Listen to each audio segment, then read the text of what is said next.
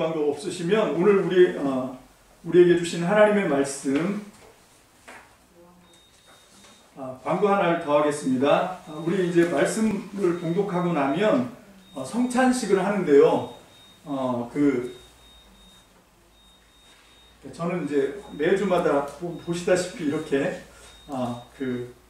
성찬기 교회에 있으니까 그걸로 이렇게 떡과 포도주 이렇게 준비를 하고 있습니다. 우리 이제 모든 예배 때마다 성찬식을 할 거니까요. 여러분들이 개인적으로도 이 성찬기 이렇게 개인용으로 지금 구입할 수 있더라고요. 그래서 그렇게 하시면 좋고, 식구 수대로 그렇게 하셔도 좋고, 정 그렇지 않더라도 그냥 조그만 장 같은 거 있으면, 여러분 중요한 건 형식보다 내용이라고 생각을 해요. 그래서 여러분들이 정말 주님께서 제정하신 성찬식을 우리가 거행한다, 그런 마음만 있다고 하면 애들 소꿉장난 할 때 쓰는 그런 조그만 용기 같은 데다가도 우리가 좀 포도주를 조금 따르고, 그리고 카스테라 이런 것들 좀 준비를 해서 그냥 구경만 하지 마시고 꼭 함께 동참하시면 감사하겠습니다. 자, 오늘 주신 하나님의 말씀 사도행전 11장 1절로 18절 말씀입니다. 사도행전 11장 1절로 18절 우리 함께 한 목소리로 하나님 말씀을 받들어 읽는데, 제가 먼저 한 절 읽고 합독으로 우리 살아계신 하나님의 말씀을 받들어 읽습니다. 사도들과 유대에 있는 신도들이 이방 사람들도 하나님의 말씀을 받아들였다는 소식을 들었다. 그래서 베드로가 예루살렘에 올라왔을 때에 할례를 받은 사람들이 당신은 할례를 받지 않은 사람들의 집에 들어가서 그들과 함께 음식을 먹은 사람이요 하고 그를 나무랐다. 이에 베드로가 그 사이에 일어난 일을 차례대로 그들에게 설명하였다. 내가 욥바 성에서 기도를 하고 있었습니다. 그때 나는 황홀경 가운데서 환상을 보았는데, 큰 보자기와 같은 그릇이 내 귀퉁이가 끈에 매달려서 하늘에서 드리워져 내려서 내 앞에까지 왔습니다. 그 안을 자세히 들여다보니 땅 위에 네 발 짐승들과 들짐승들과 기어다니는 것들과 공중에 새들이 있었습니다. 그리고 베드로야 일어나서 잡아먹어라 하는 음성이 내게 들려왔습니다. 그래서 나는 주님, 절대로 그럴 수 없습니다. 나는 속된 것이나 정결하지 않은 것을 먹은 일이 없습니다 하고 말하였습니다. 그랬더니 하나님께서 깨끗하게 하신 것을 속되다고 하지 말아라 하는 음성이 두 번째로 하늘에서 들려왔습니다. 이런 일이 세 번 일어났습니다. 그리고서 모든 것은 다시 하늘로 들려 올라갔습니다. 바로 그때 사람들 셋이 우리가 묵고 있는 집에 도착하였는데, 그들은 가이사랴에서 내게 보낸 사람들이었습니다. 성령이 내게 의심하지 말고 그들과 함께 가라고 하셨습니다. 그래서 이 6 형제도 나와 함께 가서 우리는 그 사람의 집으로 들어갔습니다. 그 사람은 자기가 천사를 본 이야기를 우리에게 해주었습니다. 곧 천사가 그의 집에 와서 서더니 그에게 말하기를 욥바로 사람을 보내어 베드로라고도 하는 시몬을 불러오너라. 그가 내게 너와 내 온 집안이 구원을 받을 말씀을 일러줄 것이다 하더라는 것입니다. 내가 말을 하기 시작하니 성령이 처음에 우리에게 내리시던 것과 같이 그들에게도 내리셨습니다. 그때 나는 요한은 물로 세례를 주었지만 너희는 성령으로 세례를 받을 것이다 하신 주님의 말씀이 생각났습니다. 그러므로 하나님께서는 우리가 주 예수 그리스도를 믿을 때에 우리에게 주신 것과 같은 선물을 그들에게 주셨는데, 내가 누구이기에 감히 하나님을 거역할 수 있겠습니까? 이 말을 듣고 그들은 잠잠하였다. 그들은 하나님께 영광을 돌리고 이제 하나님께서는 이방 사람들에게도 회개하여 생명에 이르는 길을 열어주셨다 하고 말하였다. 아멘. 성찬 예식을 하나님 앞에 올려드립니다. 우리 함께 기도하겠습니다.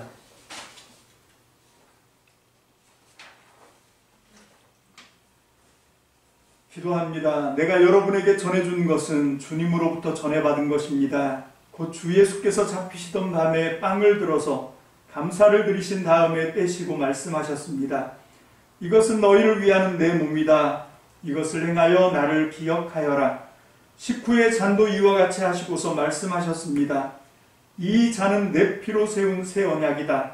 너희가 마실 때마다 이것을 행하여 나를 기억하여라.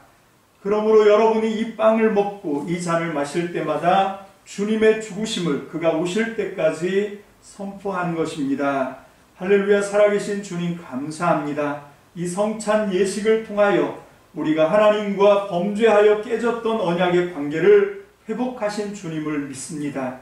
하나님, 우리가 이 거룩한 예식에 동참하여 하나님, 우리 주님께서 제정하신 그 거룩한 성만찬 예식을 우리가 순종함으로 하나님의 언약 가운데 들어간 하나님의 구원의 백성인 것을 날마다 확증받으며 주님의 도우심을 따라 이 땅에서도 하나님 나라의 삶을 살고 하나님 나라에 올라가서 영원히 주님을 찬미하며 예배하는 거룩한 구원의 백성으로 살게 도와 주시옵소서. 오늘도 아버지, 우리가 믿음으로 하나님께서 제정하신 이 성찬 예식을 우리가 준행할 때 성령님 우리를 도와주셔서 아버지 하나님, 이 거룩한 예식이 하나님께 온전히 상달되는 하나님이 기뻐하시는 예식이 될 수 있도록 우리를 도와주시옵소서. 특별히 아버지 하나님, 비대면 영상으로도 우리가 마음을 다하여 이 예식에 동참하는 우리 참미등교회 성도 한 분 한 분 우리 주님께서 눈여겨보시고 기억하여 주셔서 아버지 하나님, 우리 사랑하는 형제와 자매님들, 우리 성도님들의 삶에도 하나님 나라가 친히 임하는 놀라운 축복이 이 예식을 통하여 확증되게 도와 주시옵소서. 감사를 드립니다. 예수님의 이름으로 축복하며 기도합니다. 아멘. 우리 준비한 포도주 빵 먼저 들겠습니다. 주 예수께서 잡히시던 밤에 빵을 들어서 감사를 드리신 다음에 떼시고서 말씀하셨습니다. 이것은 너희를 위한 내 몸이다. 이것을 행하여 나를 기억하여라. 아멘. 우리 하나님께서 주신 귀한 예수님의 살을 받습니다.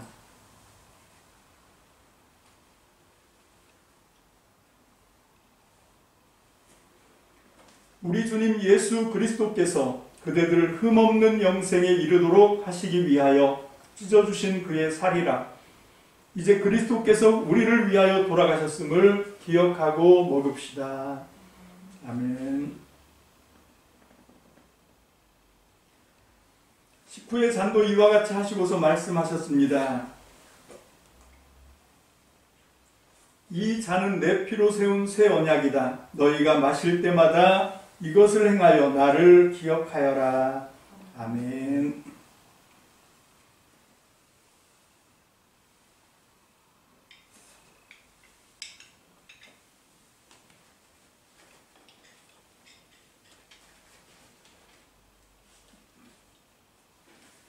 우리 주님 예수 그리스도께서 그대들을 흠없이 영생에 이르도록 하시기 위하여 흘려주신 보혈이라.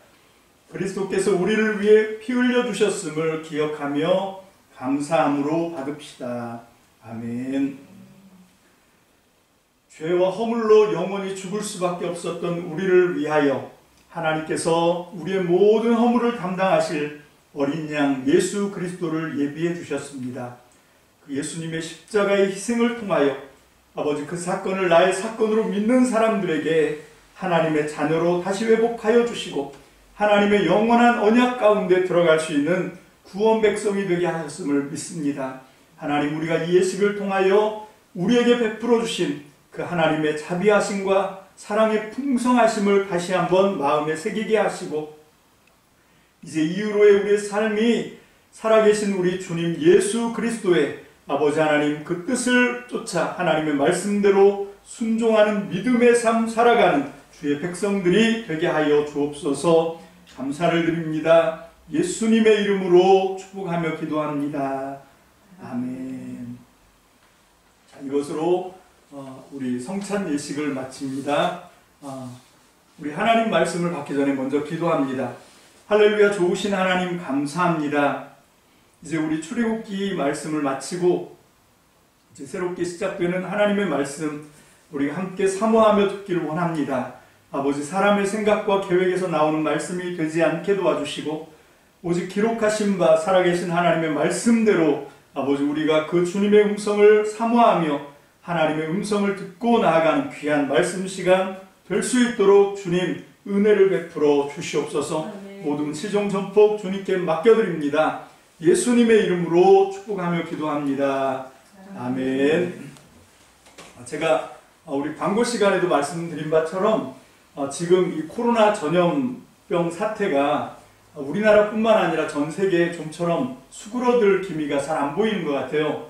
다행인 것은 지금 미국이 굉장히 많이 확진자가 나오다가 지금 한 10만 명 조금 넘는 그런 숫자로 이렇게 줄어들었거든요. 그래서 많은 사람들이 백신을 맞더니 효과가 나나보다 그렇게 얘기하는데 이거는 말이 안 되는 게 아직 그 미국의 백신을 맞은 사람은 전 국민의 7% 정도밖에 안 된다고 하더라고요. 70% 공 하나가 더 붙어야 됩니다. 이거는 백신 효과가 아니고 제가 생각할 때는 이 그 새로운 정권이 들어서면서 계속해서 아주 강하게 마스크를 쓰도록 그렇게 했어요. 이게 진짜 마스크가 굉장히 그 어떤 면에서 보면 제일 좋은 이 코로나를 차단하는 그런 방식인 것 같습니다.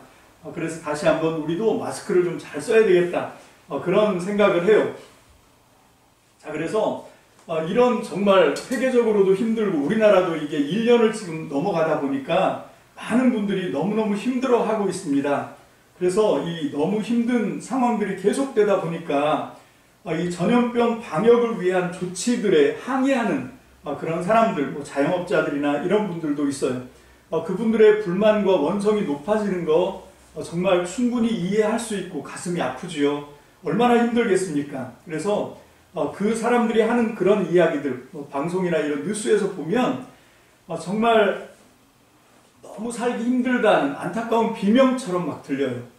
그래서 정말 가슴이 많이 아픈, 그래서 함께 우리가 기도하면서 정말 우리가 서로 협력해서 이 어려운 상황을 빨리 좀 극복했으면 좋겠다 그런 마음이 있어요. 그래서 우리 하나님을 믿는 우리 교회와 사람들이 정말로 그런 안타까운 비명을 지르는 너무 힘들어하는 정말 그런 분들을 위해서 우리가 정말 똑바로 신앙생활을 하고 똑바로 이 땅에서도 하나님의 이름에 먹칠을 하지 않는 그런 믿음의 삶을 살았으면 좋겠다 그런 마음의 소망이 있습니다. 그런데 그런 저의 간절한 바람과는 상관없이 우리나라 이런 어려운 그 지난 1년 넘게 코로나 상황을 지나면서 한국에 있는 교회들이 홈런을 쳤어요. 그것도 연타석으로 홈런을 쳤습니다. 첫 번째가 그 대구발 신천지 사태. 이게 첫 번째 홈런이지요. 물론 뭐 그 사람들하고 우리가 같은가?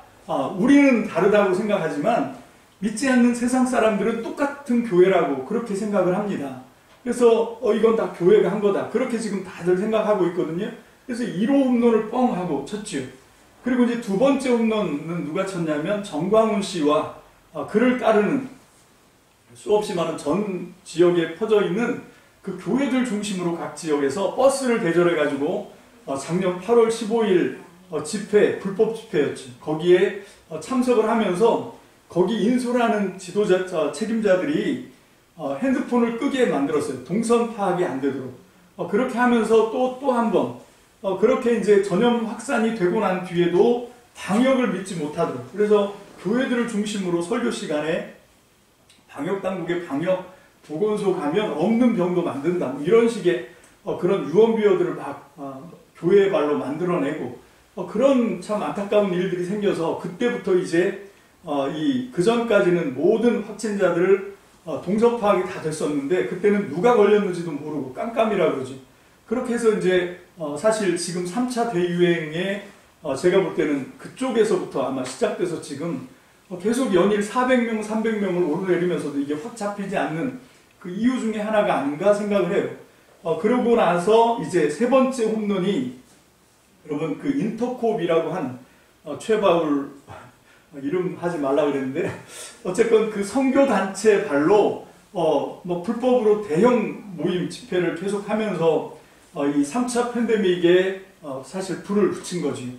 그렇게 해서 이제 교회들이 이렇게 연속 홈런을 치는데 그렇게 하다가도 방역 열심히 해서 정말 피땀 흘린 헌신적인 방역으로 좀 잡혀가서 이제 200명대로 들어가나 할 때 이제 네 번째 홈런, 연타석 홈런으로 대전 IM 선교단체 그쪽에서 만든 IEM 국제학교라고 하는 거기서 이제 다시 한번 이 폭발을 하면서 몇백 명씩 그게 나오더니 강원도로 똑같이 연결된 그런 선교학교 학생들이 이제 이동하면서 강원도에도 집단으로 발병하고 그 다음에 이제 어딥니까? 그 전라남도 광주 그쪽에 또 똑같은 계열의 선교학교에서 또 이게 폭발적으로 일어나는데 그 선교학교는 교회에서 하고 있는 한 건물을 쓰고 있는 그런 선교학교였죠. 그래서 그 교회 뭐 이름은 안 되겠습니다만 다 아시니까 그 교회에서 또 그런 일들이 생기면서 코로나 걸리는 건 순교하는 거고 코로나 방역을 핑계로 교회를 탄압한다, 종교 탄압한다 그렇게 이제 설교할 때마다 말씀하던 담임 목사부터 시작해서 교인들이 집단으로 대형으로 감염되는 사태가 일어나서 정말 사람들의 눈살을 찌푸리게 했습니다.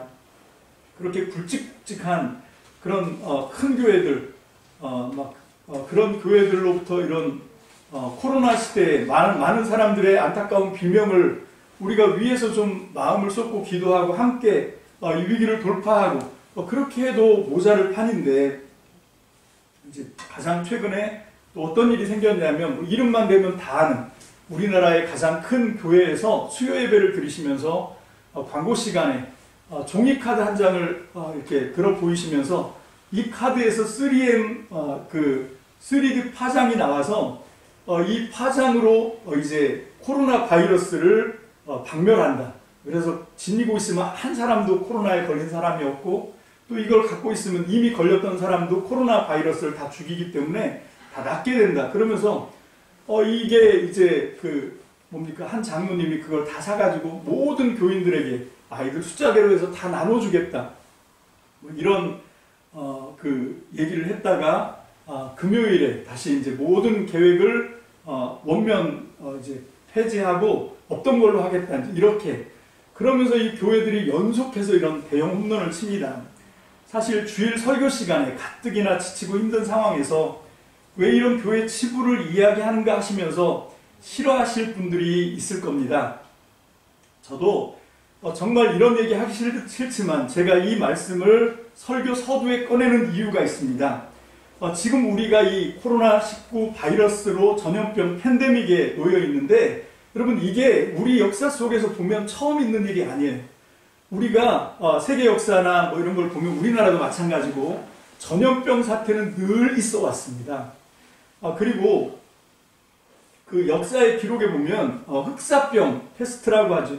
그 흑사병이 돌 때는 가장 심한 그 14세기 흑사병 같은 경우는 그 흑사병으로 유럽 전체 인구 3분의 1이 죽었다고 합니다. 3년 만에.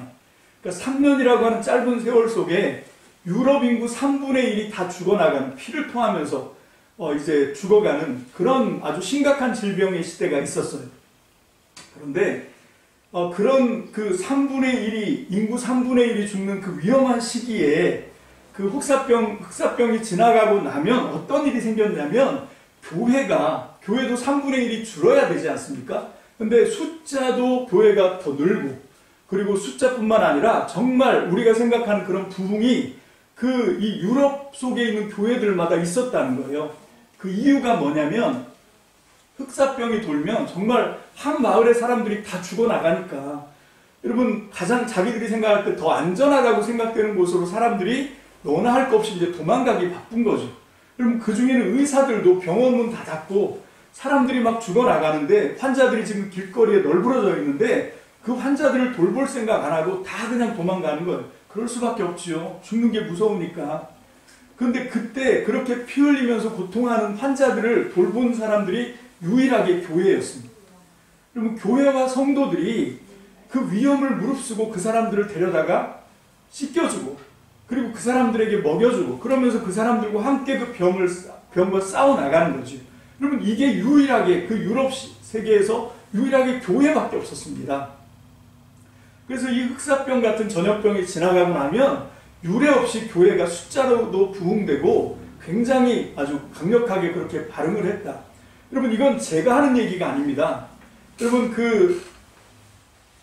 로드니 클락 스타크라고 하는 이 사람은 사회학 박사예요. 사회학자인데 이분은 또 기독교인도 아닙니다. 비그리스도 기독교인 이 로드니 스타크라고 하는 이 사회학자가 뭘 연구했냐면 아니 어떻게 오늘날 세계 최대 종교가 기독교가 될 수 있었는지 그 처음부터 이렇게 추적하면서 책을 한 권 썼는데 그게 뭔가 하면 기독교의 발흥이라고 하는 책이에요.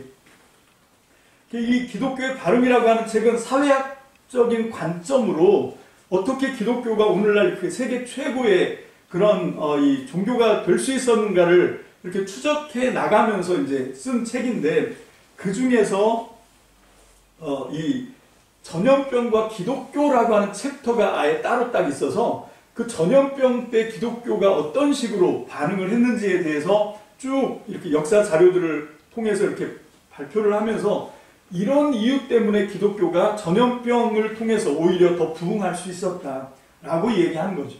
근데 로드니 클락 스타크라고 하는 사람이 쓴 기독교 발흥에서 그 전염병과 기독교의 내용과 지금 오늘 한국 사회, 뭐 다른 세계는 이야기할 거 없고 우리가 지금 있는 이 한국 사회에서 우리 기독교는 전혀 교회는 전혀 그 반대를 하고 있는 거 아닌가. 정말 이 로드니 스타크라고 하는 사람이 발견한 것처럼 그 역사 속에서 유럽에 있는 교회들, 성도들이 했던 것과는 정반대 그런 행동들을 하고 있는 게 아닌가. 우리가 그걸 좀 찾아보려고 제가 이 말씀을 시작한 것입니다. 자, 오늘 우리는 이렇게 되면 이 유럽에 있는 교회들은 이렇게 흑사병 같은 전염병이 한번 휩쓸고 지나가면 어떤 일이 생겼냐면 사람들이 믿는 사람이든 믿지 않는 사람이든 정말 마음으로부터 하나님을 경외하고 그리고 하나님을 믿고 따르는 교회와 성도들을 정말 마음을 다해서 존경하는 그런 일들이 벌어졌다고 합니다. 그래서 교회 예배당에서 옛날에는 아침과 정오 그리고 저녁이 되면 세 차례 이 종을 쳐요. 교회에서. 그렇게 종을 치면 자기 종교는 기독교가 아닌데 그러니까 하나님을 믿지 않는 사람들조차도 종소리를 들으면 어떻게 하냐면 모자를 벗고 고개를 숙이고 눈을 감고 함께 기도를 했다는 거죠. 왜냐하면 내가 믿는 종교와는 상관이 없지만 그 기독교와 교회와 거기 성도들이 그렇게 어려움을 당했을 때 패스트 같은 그 죽음의 전염병을 만났을 때 어떻게 했는지를 봤기 때문에 내가 비록 우리 가문의 신앙이나 뭐 이런 것이 달라서 함께 신앙생활을 하지 않더라도 그 기독교와 그 기독교가 믿는 하나님 그리고 그 교회와 성도들을 마음을 다해서 존경하고 두려워했다는 겁니다. 그러면 그것이 기독교가 오늘날 이렇게 세계 최고의 종교가 될 수 있는 그런 모습이었다고 하는 것이죠. 자, 그런데 오늘 우리 이 코로나19 상황을 지나가면서 우리가 한번 예상을 해보면 이 코비드19가 끝나고 나면 그러니까 코로나19 이후에 우리가 살고 있는 사회 속에서 우리는 그런 존경을 받을 수 있을까요? 사람들이 우리가 믿는 하나님을 그렇게 마음으로 두려워하고 존경할까요? 그 하나님을 믿는 교회와 성도들을 그 사람들이 마음으로 흠모하면서 저 사람들은 참 하나님을 믿는 사람들이다 라고 인정하겠냐는 것입니다. 저는 오히려 쪼그라드는 것 같아요. 우리가 믿는 하나님도 쪼그라들고 우리가 믿는 교회도 쪼그라들고 위기감을 느낍니다. 자, 그래서 저는 이 출애굽기 설교가 끝나고 난 다음에 사실은 신약 누가복음 설교를 생각을 하고 있었어요. 그런데 그 누가복음을 다루기 전에 먼저 교회에 대해서 좀 우리가 설교를 해야 되겠다. 그래서 교회가 하나님께서 꿈꾸시는 교회가 어떤 교회인지 여러분 이게 교회를 꿈꾸는 교회 죄송합니다. 제가 뭐라고 썼었죠? 교회를 꿈꾼다. 그렇습니다. 이게 이제 시리즈 설교가 될 것 같아요. 교회를 꿈꾼다. 근데 누가 꿈을 꾸는 건가 하면 먼저는 하나님이 기대하는 교회입니다. 하나님이 정말로 이 땅에 내 아들 예수를 희생시켜서 그래서 예수를 머리로 해서 그 예수의 머리에 몸으로 붙어 있는 이 땅의 교회가 어떻게 했으면 좋겠다라고 하는 하나님의 기대가 있을 거 아닙니까? 그죠? 그래서 하나님이 꿈꾸는 교회는 도대체 어떤 교회인가? 그리고 그 하나님을 믿는 저와 여러분들은 앞으로 그 하나님의 기대에 부응하면서 우리는 또 어떤 기대와 어떤 꿈을 가지고 교회를 우리가 이렇게 만들어 가야 이 코로나 같은 이 위기, 환란의 때를 우리가 뚫고 나갈 수 있을까? 안 그래도 교회에 대해서 사람들의 아주 따가운 눈총과 비난의 함성들이, 원성들이 자자한 상황에서 우리가 어떻게 하면 이 난국을 돌파할 수 있나? 그런 목표를 갖고 제가 여러분과 함께 성경을 찾아가면서 시리즈로 설교를 하려고 해. 교회를 꿈꾼다. 여러분 기대를 많이 해주시기를 바랍니다. 자, 그래서 오늘은 이제 첫 번째로 교회 그리고 하나님의 나라에 대해서 우리가 함께 말씀을 통해서 생각해 보려고 합니다. 자, 오늘 본문은 사도행전 11장 말씀입니다. 자, 이 사도행전 11장의 말씀을 통해서 우리가 하나님으로부터 배워야 될 교훈은 무엇일까요? 여러분, 베드로가 고넬료, 이방인 로마 백부장 고넬료의 집을 다녀왔다는 소문이 교회에 막 들려왔어요. 그리고 놀라운 사실은 그 베드로의 고넬료 집 방문을 통해서 그 고넬료와 그의 집안 모든 사람들이 구원을 받았다는 겁니다. 자, 그러면 그런 상황이 됐어요. 그런데 우리가 어떻게 이 사건이 일어났는지, 성경은 어떻게 묘사하고 있는지를 좀 살펴봅시다. 사도행전 10장 47절 48절입니다. 사도행전 10장 47절 48절 다 함께 한 목소리로 함께 받들을 있습니다. 시작. 이 사람들도 우리와 마찬가지로 성령을 받았으니 이들에게 물로 세례를 주는 일을 누가 막을 수 있겠습니까? 그런 다음에 그는 그들에게 명해서 예수 그리스도의 이름으로 세례를 받게 하였다. 그들은 베드로에게 며칠 더 머물기를 청하였다. 아멘. 세례를 주어서 구원을 받는 게 아닙니다. 여러분, 세례는 구원받은 사람에게 이 사람이 이제 하나님의 구원을 받았다, 이제 이 사람도 하나님 나라 백성이 되었다는 것을 확증해 주는 표현으로 한 것이 세례지요. 그러면 베드로는 왜 이 이방 사람인데 이 로마 백부장 고넬료의 집에 가서 그 고넬료와 그 집안 식구들에게 전부 세례를 줄 수밖에 없었냐면 자기가 가서 그렇게 예수 그리스도와 십자가의 복음에 대해서 설교를 하고 있는데 어떤 상태가, 어떤 사건이 일어났다는 겁니까? 성령님이 그 자리에 임하시더라는 거죠. 성령이 내려오셨다는 겁니다. 여러분, 이 사건은 어떤 사건인가 하면 사도행전 2장에서 예수님을 통해서 약속을 받았던 사람들이 믿고 기도하고 있을 때 보내주셨던 바로 그 사건이지요. 바로 그것과 똑같은 그런 일이 이방인 고넬료의 집에 그 가족들에게도 똑같이 일어났다는 겁니다. 그걸 보고 베드로가 확신한 거예요. 하나님이 이 사람들도 하나님 나라 백성으로 받아들이고 있구나. 우리는 이 사람들은 왜 안 된다고 생각합니까? 이방 사람들이니까 안 돼, 이렇게 생각하고 있는 한계를 갖고 있었지만, 그런데 성령님이 임재하시는 걸 보고 이거는 우리가 이렇게 제한할 문제가 아니구나 하고 그거를 순종하면서 받아들인 것이죠. 자, 그래서 사도행전 11장 1절입니다. 사도행전 11장 1절 시작. 사도들과 유대에 있는 신도들이 이방 사람들도 하나님의 말씀을 받아들였다는 소식을 들었다. 그래서 이 소식이 들려온 거예요. 이방 사람들도 하나님 나라를 받아들였대. 이방 사람들도 하나님의 말씀을 받아들였대. 구원받았다는 얘기와 똑같은 얘기거든요. 요한복음 1장 12절로 14절 다 함께 읽습니다. 시작. 그러나 그를 맞아들인 사람들, 곧 그 이름을 믿는 사람들에게는 하나님의 자녀가 되는 특권을 주셨다. 이들은 혈통에서나 육정에서나 사람의 뜻에서 나지 아니하고 하나님에게서 났다. 그 말씀은 육신이 되어 우리 가운데 사셨다. 우리는 그의 영광을 보았다. 그것은 아버지께서 주신 외아들의 영광이었다. 그는 은혜와 진리가 충만하였다. 아멘. 자, 이런 사건들을 통해서 이제 이방 사람들도 구원을 받았구나 하고 이제 인정을 했다는 것입니다. 사실 어떻게 이런 사건들이 일어났는가, 그건 전적으로 하나님의 은혜로 고넬료와 그의 가족이 구원을 받은 것이지만 그 전에 먼저 전 단계가 있었던 것을 우리는 놓치면 안 된다고 생각을 합니다. 먼저 사도행전 10장 2절 보겠습니다. 사도행전 10장 2절입니다. 어떻게 이방 사람을 구원한 하나님의 역사가 시작되었는지 다 함께 읽습니다. 시작. 그는 경건한 사람으로 온 가족과 더불어 하나님을 두려워하며 유대 백성에게 자선을 많이 베풀었다. 늘 하나님께 기도하는 사람이었다. 아멘. 여러분, 당시에도 경건한 사람 혹은 경건한 유대인 이런 표현들을 써요. 이건 무슨 얘기인가 하면 혈통으로는 이 사람들이 유대 사람이 아니에요. 그런데 이 사람들은 뭔가 하면 이방 사람인데 하나님을 알게 된 거죠. 하나님을 안 거는 사람의 지식으로 하나님을 알 수 없습니다. 이건 우리가 믿는 믿음의 기초지요. 하나님을 아는 지식이 사람에게는 없어요. 그러면 우리는 어떻게 하나님을 아는가? 하나님이 당신을 드러내 보여주시는, 전문용어로 계시라고 그러죠.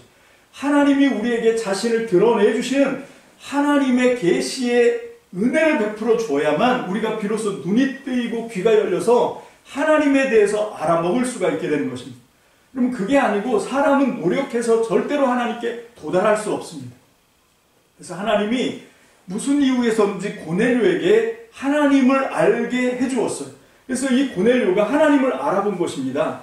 고넬료처럼 이방 사람들 가운데도 그런 식으로 하나님을 알아본 사람을 경건한 유대인이라고 해요. 근데 그 사람들에게 경건한 유대인이라고 했는데 오늘 본문 말씀은 아까 우리가 읽었던 10장 2절에서는 경건한 유대인이라고 붙이지 않습니다. 이유가 뭔가 하면 할례를 받지 않은 거예요.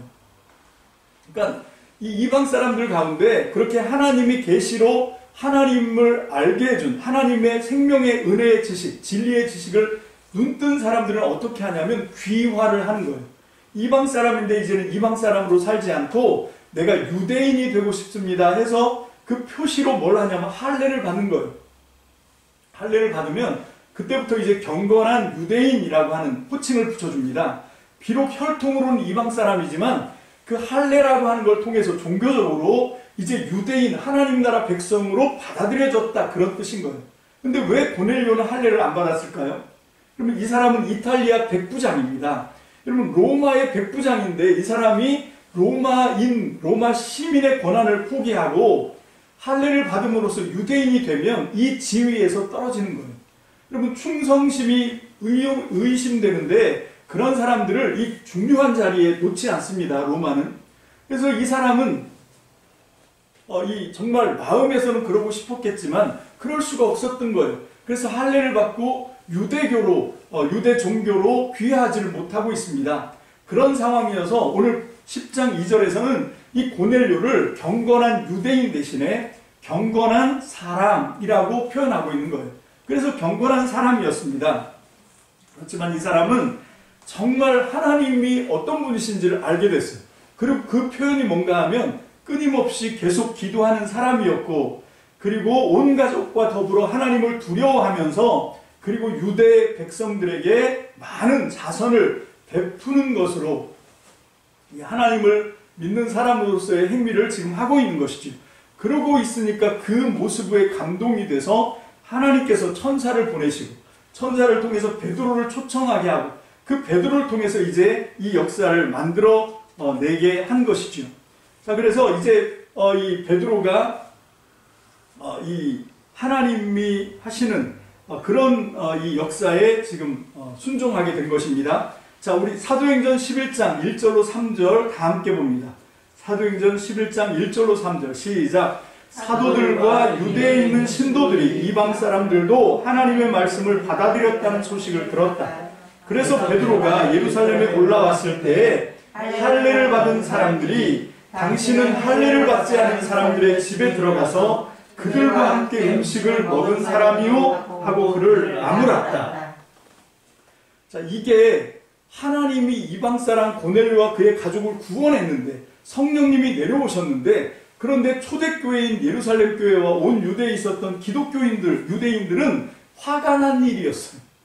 하나님이 하신 일인데 이 사람들은 화를 내고 있습니다. 그래서 쫓아 올라왔어요. 예루살렘에 올라왔다는 얘기를 듣고 베드로에게 몰려와서 뭐라고 그러냐면 비난하고 화를 내는 거죠.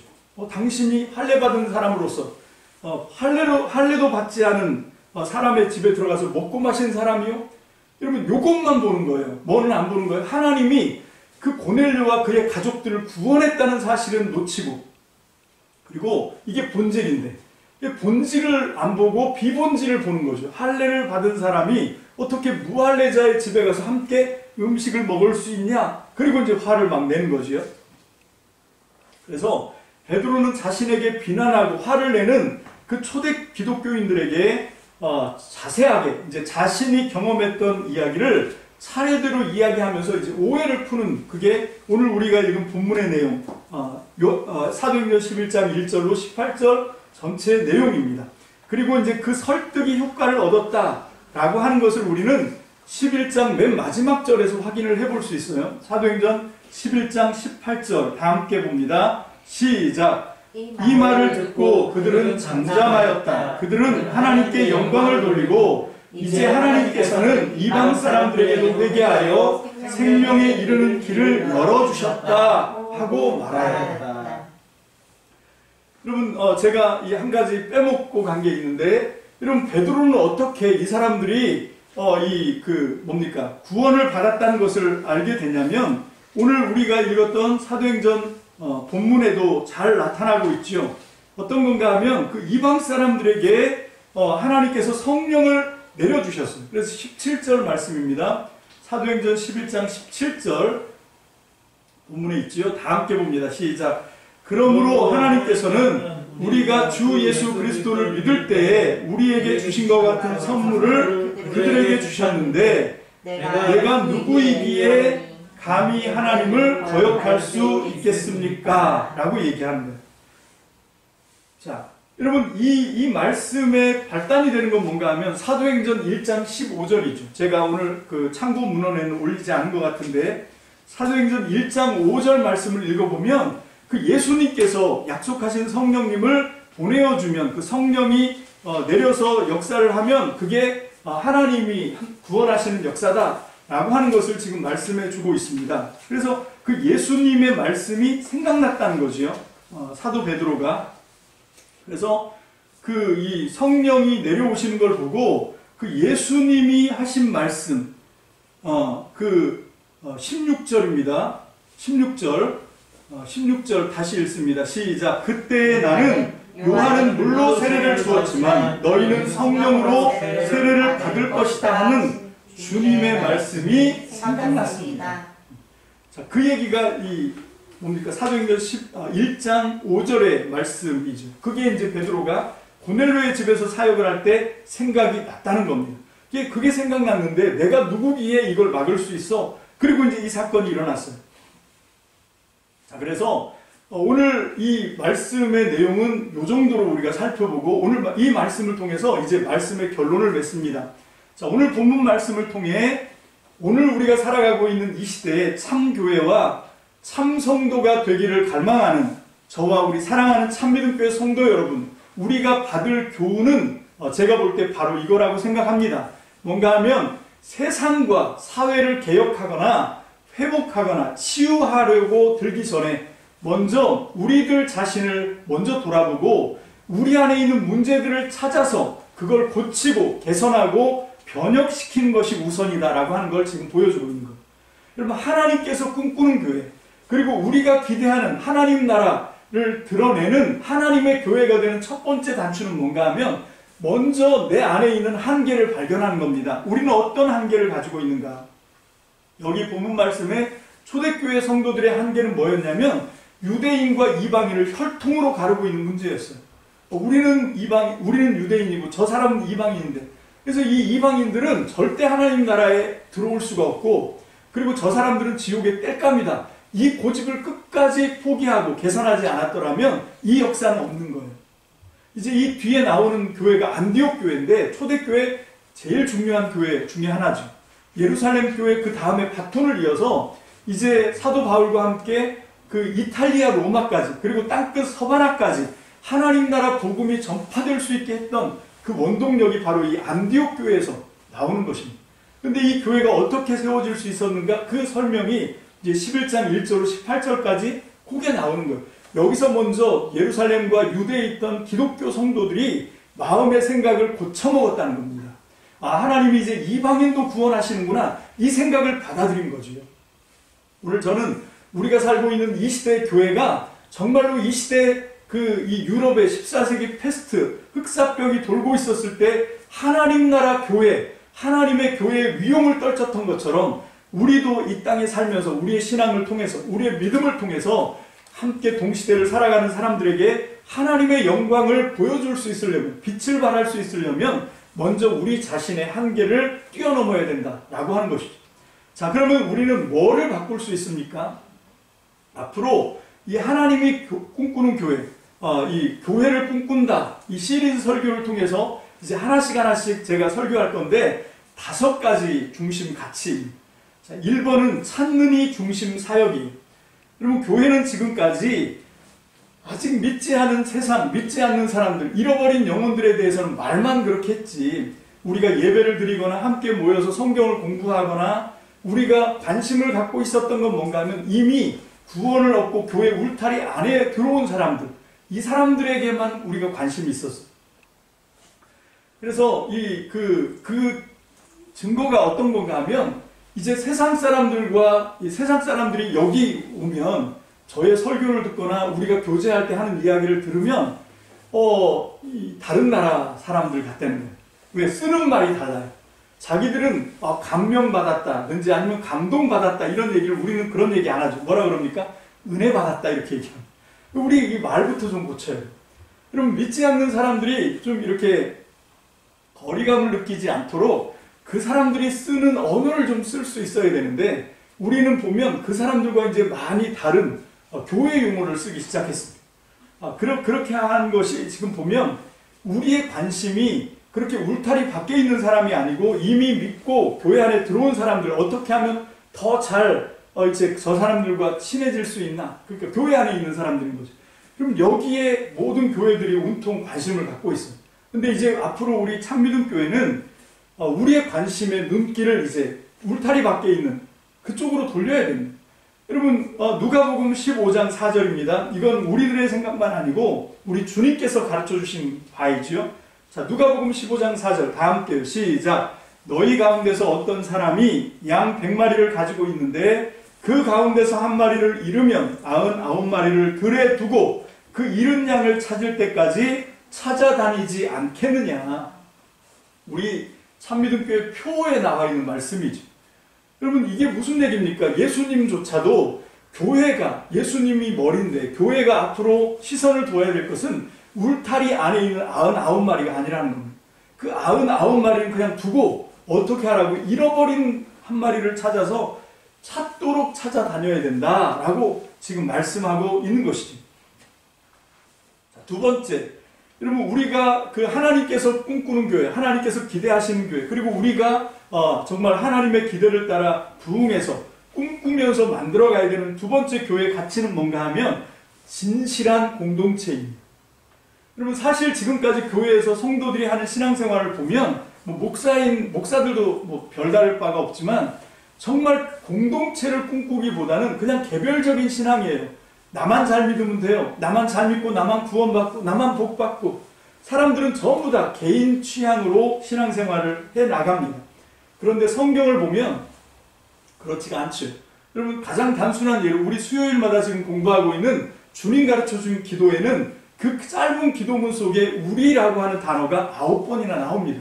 물론 한글로 번역된 우리말 성경에는 6번밖에 나오지 않지만 이 원어 성경으로 보면 9번이나 우리가 나와요. 그럼 무슨 얘기인가 하면 하나님 나라를 이 땅 가운데서 실현할 수 있고 하나님의 말씀을 순종할 수 있는 방법은 개별적으로 안 된다는 겁니다.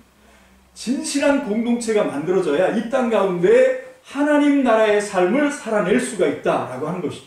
그러면 그게 주기도문이 우리에게 가르쳐주고 있는 바이고 성경 전체가 우리에게 말씀하고 있는 바입니다. 하나님이 아브라함을 택하셨지만 그때 아브라함과 언약을 맺지 않았습니다. 물론 말씀은 하셨지만 우리가 공부한 출애굽기 19장에서 24장까지 그건 어떤 건가 하면 그 아브라함의 씨가 정말로 엄청 많아져서 큰 무리가 될 때, 큰 민족이 됐을 때 하나님이 그 하나님 나라 공동체와 언약을 맺으십니다. 그럼 여기서부터 공동체인 거예요. 예수님도 마찬가지죠. 여러분, 만약에 예수님이 하나님 나라 진리를 개별적으로 가르칠 것 같았으면 책 쓰고 말지요. 그냥 말씀 전하고 말면 됩니다. 그런데 예수님은 그것보다도 소중하게 생각한 게 뭔가 하면 그렇게 어부들, 세리들 불러다가 자기 제자로 받아들여서 그 사람들과 함께 3년 동안 동거동숙하면서 함께 지내는 겁니다. 왜? 공동체를 만들어야 되거든요. 결국은 핵심은 하나님 나라의 가장 관심은 공동체에 있습니다. 근데 그냥 모였다고만 되는 것이 아닙니다. 이 공동체가 정말 진실한 공동체로 정말 깊은 속 깊은 마음을 나누고 그러면서 관계를 맺으면서 정말 공동체가 돼야 돼요.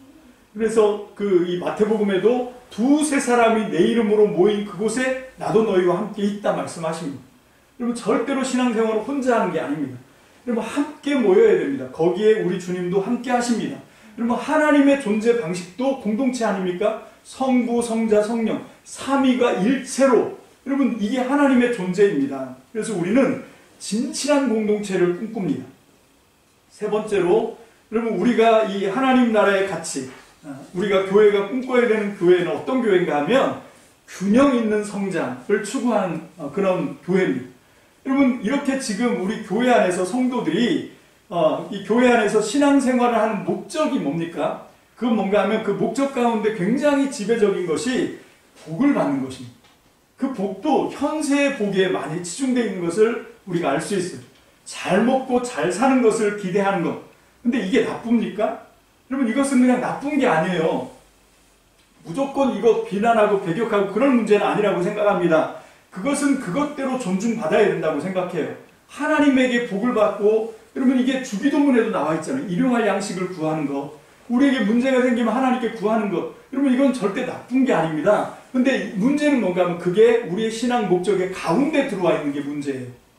여러분 우리의 신앙의 가장 중심에 있어야 되는 문제가 아니라 이건 보너스입니다. 너희는 먼저 그의 나라와 그의 의를 구하라. 그리하면 이 모든 것들 먹고 마시는 것들 하나님께서 더 하실 것이다 약속하신 거거든요. 그러니까 이거는 우리의 신앙의 목적이 아니라 보너스로 주신다는 겁니다. 근데 우리는 그 보너스를 우리의 본봉으로 붙들고 가니까 이게 문제인 거지. 그럼 우리의 신앙의 본봉, 목적은 무엇이 되어야 되는가? 바로 균형 있는 성장입니다. 지금은 죄로 하나님과의 관계가 깨져 있는 세상이에요. 하나님과의 관계가 깨지니까 자연이 어떻게 됩니까? 창세기 공부를 해보면 세상과의 관계도 깨져요. 여러분 자연과의 관계도 깨집니다. 여러분 이게 이웃과의 관계도 깨지고 가장 근본적으로 나와 문제도 깨져 있어요.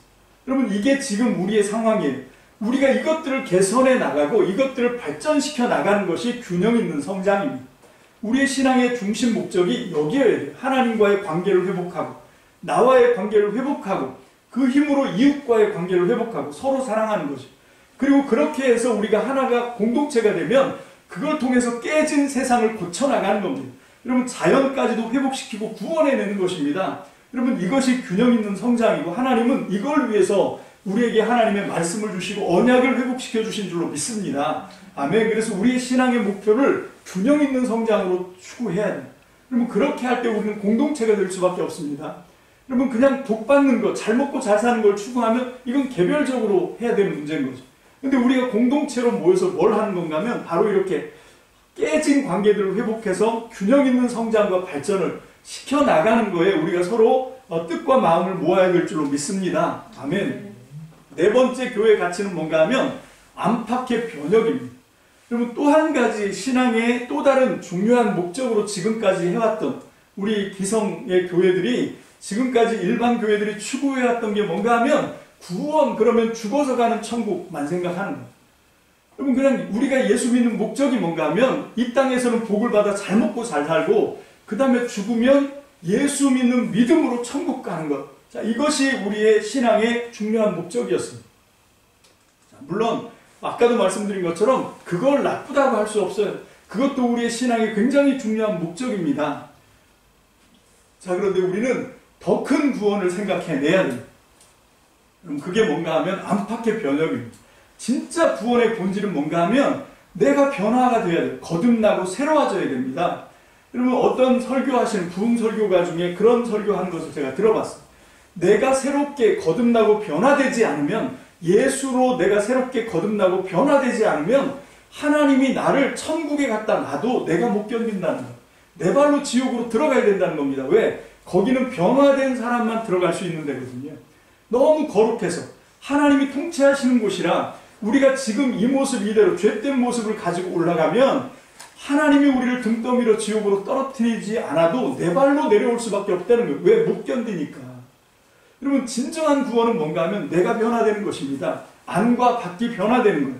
그렇게 변화가 되어야만 우리는 이 땅에서 하나님 나라의 삶을 살아낼 수 있고 죽어서도 영원한 천국의 복락을 누릴 수 있게 되는 줄로 믿습니다. 그래서 우리는 죽어서 가는 천국보다 이 땅에서 완성시켜야 되는 하나님의 나라를 꿈꾸는 저와 여러분들 되시길 주의 이름으로 축복합니다. 아멘. 마지막 5번째, 이 시리즈 설교를 통해서 우리가 배우고 싶고 우리 교회에 담으려고 하는 것은 뭔가 하면 소망하는 예배예요.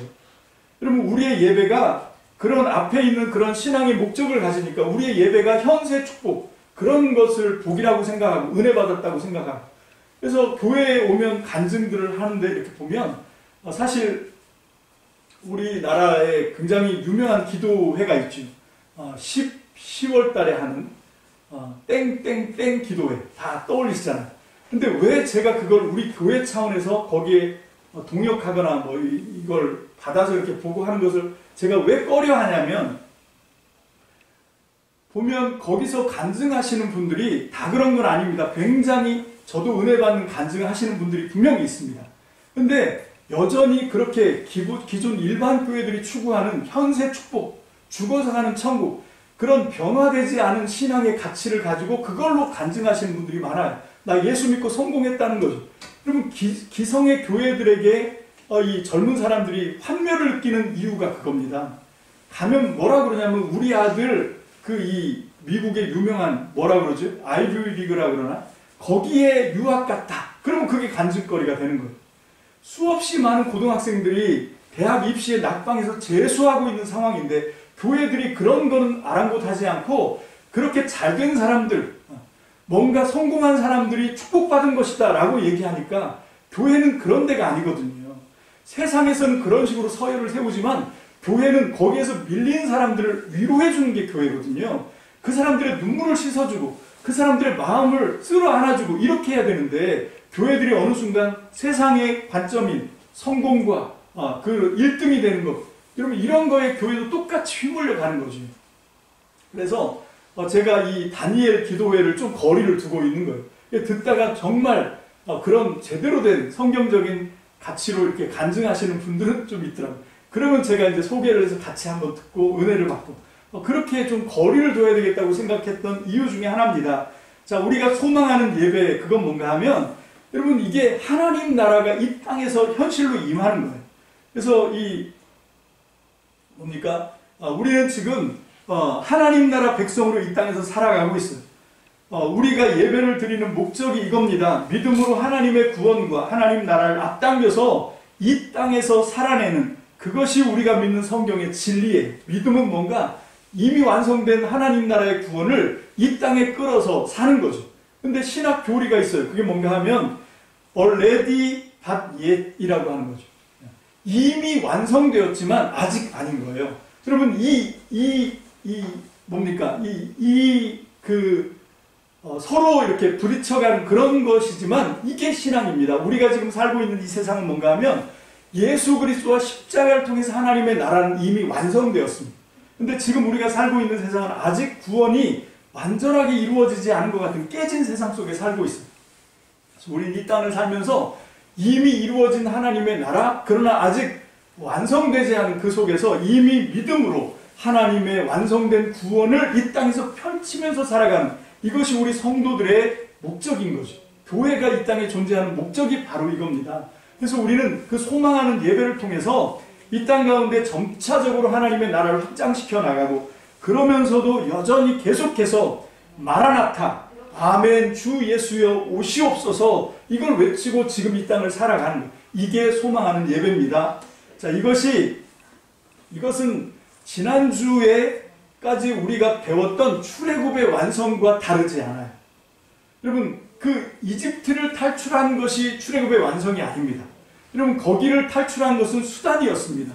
무엇을 위한 과정이었냐면 하나님의 백성으로 하나님과의 언약에 들어가기 위한, 하나님 나라 백성이 실현되기 위한, 그게 성막의 완성이었죠. 요게 출애굽의 완성이었습니다. 똑같은 맥락에서 이 땅에서 하나님이 꿈꾸시는 교회, 우리 교회의 목표가 뭡니까? 온 세상에 치유와 회복과 변화의 꿈을 드리는 교회와 성도, 이게 우리의 신앙의 목적이에요. 여러분, 이 목적과 이 5가지 가치는 딱 맞아 떨어집니다. 여러분, 그래서 우리들 안에 있는 한계들, 문제점들에도 불구하고 우리는 이 하나님이 꿈꾸시는 교회로 달려가야 될 줄로 믿습니다. 그것이 지금 이제 우리가 함께 하려고 하는 이 교회를 꿈꾼다 시리즈의 설교의 목적이에요. 그 첫 번째 주제로 오늘 말씀을 통해서 우리가 배워야 되는 우리의 설교의 핵심은 뭔가 하면, 내가 문제다. 내 안의 생각과 문제들을 발견해서 하나님의 말씀의 원리, 그 진리를 따라서 내가 먼저 변화시키자. 내가 먼저 바꾸어 나가자. 요게 오늘 첫 번째 시간, 이 교회를 꿈꾼다 시리즈의 문을 여는 교회와 하나님 나라, 이제 이건 이미 우리에게 던져졌는데 이걸 우리가 수행하는데 왜 우리가 힘드냐면 내가 문제다라고 하는 의식을 갖지 않기 때문에 그래요. 나는 잘하는데 내 아내가, 내 남편이, 아니면 뭐 무슨 집사가 이런 식으로 자꾸 남에게 탓을 돌리는데 그렇게 하지 말고, 여러분, 우리 교회를 꿈꾼다, 주님이 꿈꾸시는 교회를 우리가 부응하기 위해서 첫 번째로 해야 되는 게 나를 돌아보는, 오늘 본문 말씀에서 이 초대교회 교인들이 이방인들은 안 돼 라고 생각했던 그 생각을 고쳐먹을 때, 그때 하나님의 부흥이 임했습니다.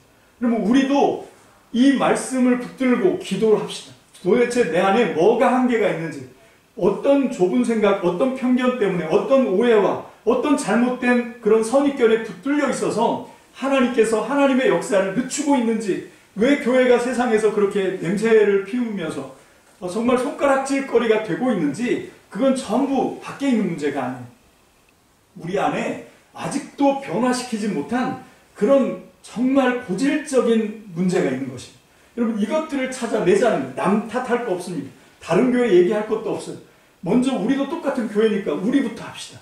우리부터 이 한 주간 동안 이 말씀을 붙잡고 정말 내 안에 뭔가 잘못된 우리의 인식이나 어떤 생각이나 이런 것들이 있다고 하면 우리가 이걸 좀 고쳐나가는 그런 한 주가 되었으면 좋겠습니다.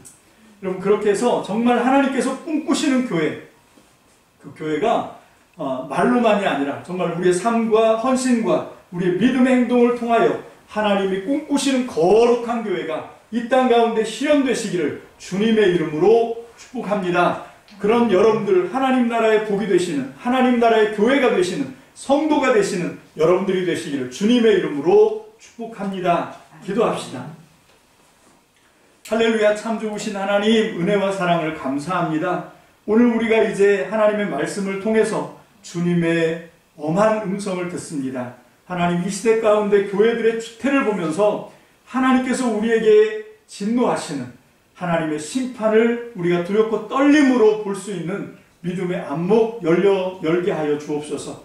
그래서 하나님, 정말로 이제 하나님의 심판이 임박해 왔음을 우리가 두렵고 떨림으로 인식하게 도와주셔서 아버지 하나님, 속히 오늘 우리에게 주신 이 진리의 말씀을 기준으로 해서 하나님, 우리의 삶을 변화시키게 하시고 우리의 교회가 아버지 하나님 체질로부터 바뀌게 하시고, 그래서 하나님, 이 시대와 이 나라와 온 열방을 담을 수 있는 하나님 거룩한 주님의 교회로 하나님 발돋움할 수 있도록 주님 축복하여 주시옵소서. 아버지 하나님, 거기에 쓰임받는 설교들이 되게 도와주시고, 아버지 무엇보다도 우리 안에 믿음의 열망을 주셔서 아버지 성령님과 함께 이 문제를 놓고 하나님 앞에 부르짖어 기도하는 우리 참믿음 성도들이 다 되게 도와주셔서 말씀과 기도를 통하여 하나님이 기대하시고 꿈꾸시는 교회를 우리의 삶의 현장에서 만들어드리는 우리 거룩한 참믿음교회 성도들과 아버지 하나님, 믿음의 교회들 다 될 수 있도록 주님, 이 부족한 종 될 수 있도록 주님 역사하여 주시옵소서.